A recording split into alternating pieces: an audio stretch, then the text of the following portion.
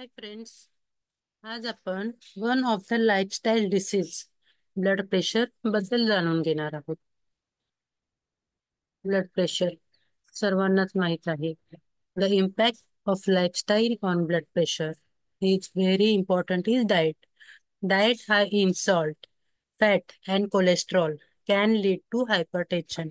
आपल्या आहारात जेव्हा जास्त प्रमाणात मीठ असतं, फॅट असते आणि कोलेस्ट्रॉल जास्त प्रमाणात असतं, तर त्याच्यामुळे हायपरटेन्शन होण्याची शक्यता आहे. Sodium causes the body to retain water. Sodium काय करतं, ते आपल्या शरीरामध्ये साचून राहतं. एक usually dash diet is advisable which is rich in fruits. Dash diet म्हणजे काय? ज्याच्यामध्ये जास्त प्रमाणात फ्रुट्स आहेत, व्हेजिटेबल्स आहेत, होल ग्रेन्स आहेत आणि लो फॅट डेअरी प्रोडक्ट आहेत. That all are effective in reducing blood pressure. Second is a physical activity.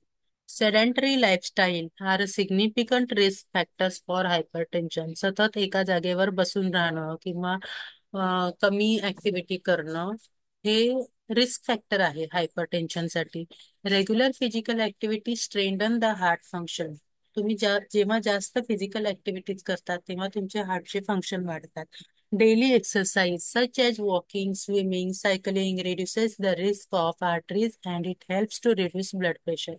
जेव्हा तुम्ही दिवसाला प्रत्येक दिवशी एक्सरसाइज करता किंवा वॉकिंग, स्विमिंग, सायकलिंग असल्या ऍक्टिव्हिटी करता तेव्हा आपल्या ब्लड व्हेसल्स रिड्यूस होतात आणि ब्लड प्रेशर रिड्यूस होतो.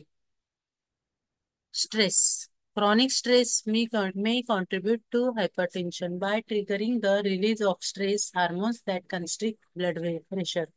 Stress often leads to unhealthy coping mechanisms such as overeating, smoking, or drinking alcohol, which can elevate blood pressure. जेव्हा तुम्हाला एखाद्या प्रकारचा मेंटल स्ट्रेस असतो तेव्हा तुमचं पूर्ण मेकॅनिझम, बॉडीचं मेकॅनिझम बिघडतं. त्याच्यामध्ये तुम्ही मग जास्त खाता, तुम्हाला कळत नाही तुम्ही किती खाताय ते, मग तुम्ही स्मोकिंग करता किंवा तुम्ही अल्कोहोल ड्रिंकिंग करता. त्याच्यामुळे सुद्धा तुमचं ब्लड प्रेशर वाढू शकतं. Alcohol and tobacco use. Excessive alcohol consumption can raise blood pressure. Tobacco use sometimes immediately raises blood pressure temporarily and contribute to long-term damage of blood vessel walls, increasing the risk of hypertension.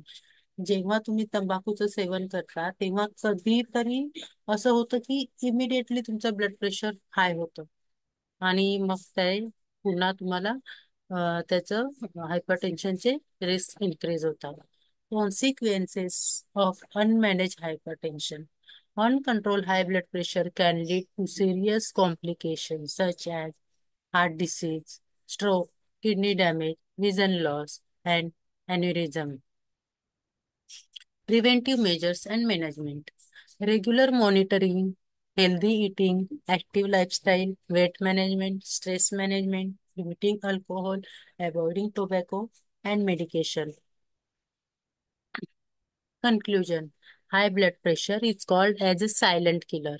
So, if hypertension not managed can lead to serious health conditions, by adopting and maintaining a healthy lifestyle, we can reduce the risk of hypertension and its associated complications, leading to a healthier and longer lifestyle.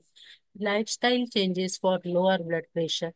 Get moving, focus on nutrition, cut the salt, take your med, take your blood pressure, lose weight, cut back alcohol, don't smoke, de-stress, and sleep well. Thank you.